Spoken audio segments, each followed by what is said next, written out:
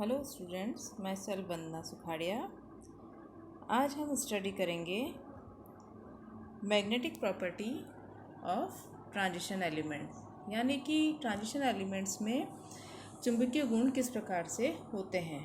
जैसा कि हम इससे पहले वाले स्टडी में हम देख चुके हैं कि ट्रांजिशन एलिमेंट्स कहते किसे हैं कि transition elements are the elements which are incompletely filled which are have incompletely filled d orbitals in its ground state और in any of its oxidation state। मतलब कि वह ऐसा एलिमेंट जो अपनी ग्राउंड स्टेट यानी कि स्थायी अवस्था जिसमें वो बिल्कुल एक्साइटेड नहीं है, मूल अवस्था उसमें, या फिर किसी भी एक्साइटेड स्टेट में यानी एक इलेक्ट्रॉन को त्याग करके वो अगर जिस अवस्था में आता है उस स्थिति में अगर उसमें डी एलिमेंट या डी ब्लॉक जो है वह अगर खाली है तो वह आपका ट्रांजिशन एलिमेंट कहलाएगा।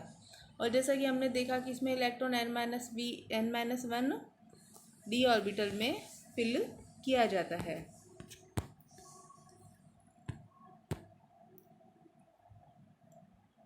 अब हम यार स्टडी करेंगे इसकी मैग्नेटिक प्रॉपर्टीज़ के बारे में। इसमें देखिए कि मैग्नेटिक प्रॉपर्टी को डिस्कस करने से पहले हमें पता होना चाहिए कि जब भी एक चार्ज स्पीशी कोई भी हो, चाहे इलेक्ट्रॉन हो, प्रोटॉन हो, वह मूव करती है तो वह अपना एक मैग्नेटिक फील्ड जनरेट करती है। उस मैग्नेटिक फील्ड की वजह से ही वह अपने आप में एक स्पेसिफिक एंटिटी बन जाती है। जब उस स्पिनिंग बॉडी को या उस चार्ज स्पीशी को किसी एक्सटर्नल फील्ड में रखा जाता है तो वह एक मैग्नेट की तरह बिहेव करने लगती है। तो इससे इसी कॉन्सेप्ट को दिमाग में लेते हुए जब हम चलते हैं तो हम देखते हैं कि डी ब्लॉक एलिमेंट में जो भी आयनिक स्पीशी है अगर उसमें सिंगल इलेक्ट्रॉन या अयुग्मित इलेक्ट्रॉन प्रेजेंट है तो वह मैग्नेट की तरह बिहेव करेगी। इसके पीछे ये कॉन्सेप्ट है कि वह मैग्नेट की तरह तब बिहेव करेगी जब उसमें सिंगल इलेक्ट्रॉन प्रेजेंट हो। जैसे when a magnetic field is applied to a substance, mainly two type of magnetic behavior are observed। that means जब ऐसी सब्सटेंस को जिसमें lone pair single electron present हो तो उसको अगर हम मैग्नेटिक फील्ड में रखते हैं तो वह दो तरह से बिहेव करता है, या तो वह डायमैग्नेटिज्म या फिर पैरामैग्नेटिज्म। जिसे हिंदी में हम कहेंगे प्रतिचुंबकीय या अनुचुंबकीय। Diamagnetic substance are repelled by the applied field. Diamagnetic यानी प्रतिचुंबकीय जो होंगे पदार्थ वह अप्लाइड मैग्नेटिक फील्ड को विरोध करेंगे यानी उससे दूर होंगे, और अनुचुंबकीय या पैरामैग्नेटिक पदार्थ जो होंगे वह बाह्य अप्लाइड फील्ड में आकर्षित होंगे। और इसी में आता है substance which are attracted very strongly.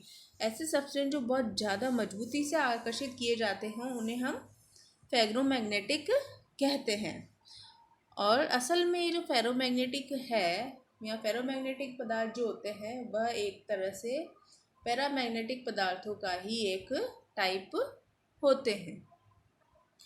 तो इन मैग्नेटिक फील्ड प्रॉपर्टीज़ को समझने से हमें पता चलता है कि कोई भी पदार्थ मैग्नेट की तरह तब बिहेव करेगा जब उसमें पहला अयुग्मित इलेक्ट्रॉन प्रेजेंट हो, दूसरा अयुग्मित इलेक्ट्रॉन की वजह से उसमें उसका खुद का चुंबकीय क्षेत्र उत्पन्न होगा। उस चुंबकीय क्षेत्र वाले पदार्थ को जब अपन एक्सटर्नल फील्ड में रखेंगे तो उसमें उस स्पेसिफिक फील्ड के प्रति अलग अलग टाइप का रेस्पॉन्स होगा, जिसके आधार पे हमने पदार्थ को दो भागों में बांटा है, प्रतिचुंबकीय और अनुचुंबकीय।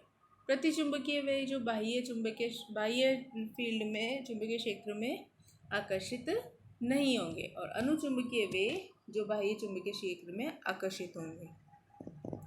जैसे कि हम देख रहे हैं इस डायग्राम में पैरामैग्नेटिज्म और फेरोमैग्नेटिज्म को समझाया रखा है कि जब मैग्नेटिक फील्ड एब्सेंट होता है तब इसमें जो चुंबकीय बल रेखाएं होती हैं या डोमेन जो हम फिजिक्स में पढ़ते हैं कि हर पदार्थ में अलग अलग क्षेत्र होते हैं जिसमें चुंबकीय बल रेखाएं प्रदर्शित होती हैं, वो एक दूसरे का विरोध करती भी होती है।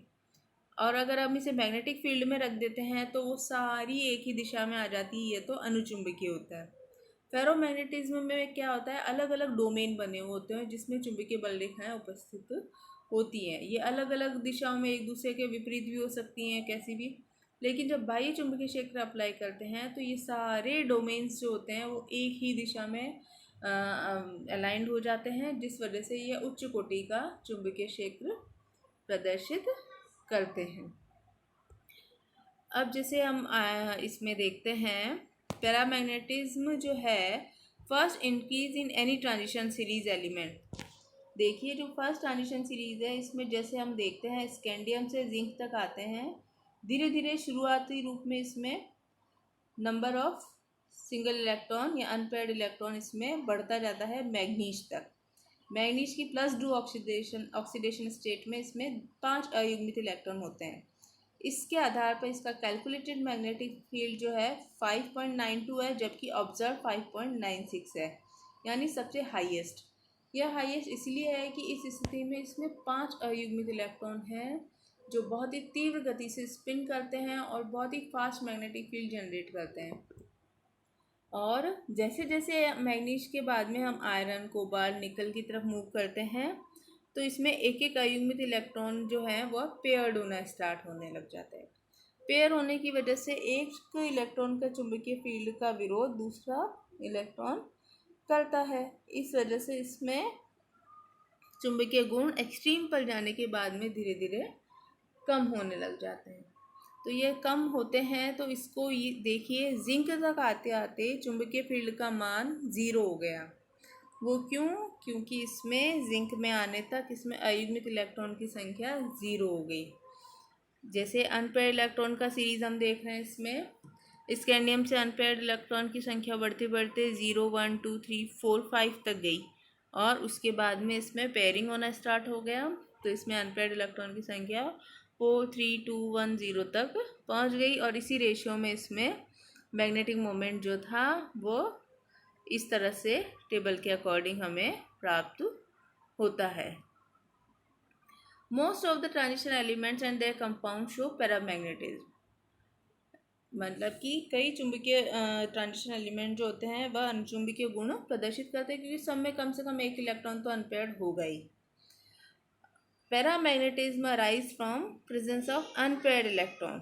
Each such electron have magnetic moment. जैसा कि हमने पहले पढ़ा ही है कि पैरामैग्नेटिक कब उत्पन्न होता है, जब उसमें कोई अनपेयर्ड इलेक्ट्रॉन प्रेजेंट हो। और क्यों? क्योंकि वह अपना मैग्नेटिक मोमेंट या चुंबकीय आघूर्ण उत्पन्न करता है।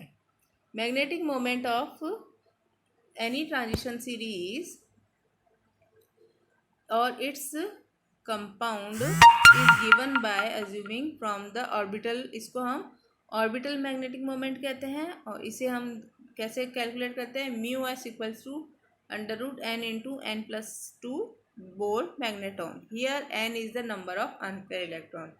जैसे जैसे अनपेयर्ड इलेक्ट्रॉन की संख्या बढ़ेगी वैसे वैसे इसमें चुंबकीय गुण का मान भी बढ़ जाएगा। इसी तरह से हमने देखा कि इसमें चुंबकीय गुण का मान बढ़ने के साथ ही इसमें जो अयुग्मित इलेक्ट्रॉन की संख्या भी उसी रेशियो में बढ़ती है। Thank you.